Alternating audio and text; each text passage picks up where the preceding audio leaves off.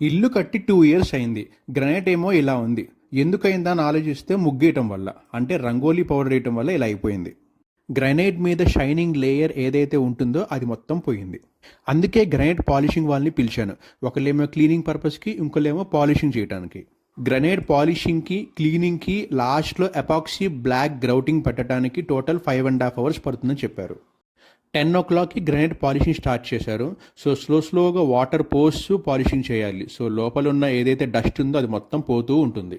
ఈ పాలిషింగ్ తర్వాత ఇంకెప్పటికీ గ్రానైట్ మీద ముగ్గు వేయించకూడదని ఫిక్స్ అయ్యాను. దీనికంటే రంగోలీ స్టిక్కర్ చాలా బెటర్. చూడండి, ఇలా వాటర్ పోస్తూ స్లోగా పాలిషింగ్ చేస్తారు. ఇప్పటికీ టైం 1.5 hour పట్టింది. ఫస్ట్ స్టేజ్ పాలిషింగ్ అయిపోతుంది. ఇప్పటికి time 2 hours 15 minutes.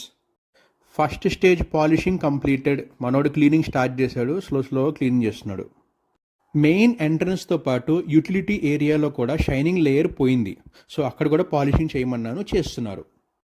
Second stage polishing start చేశారు. ఇప్పటికి టైం 4.5 hours పట్టింది. ఇదే కెమికల్ పాలిషింగ్ తర్వాత ఇది అప్లై చేస్తారు షైనింగ్ పర్పస్ కోసం. రుద్దు ఇంకా రుద్దు, మెరిసిపోవాలి.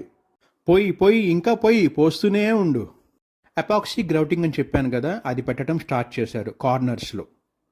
ఎపాక్సీ గ్రౌటింగ్ మొత్తం పెట్టేశారు. కార్నర్స్లో మీరు చూడొచ్చు. టోటల్ 5 hours పట్టింది. తల్లలాడే గ్రానైట్, ఇది మిలమిలలాడే granite. Thank you for watching.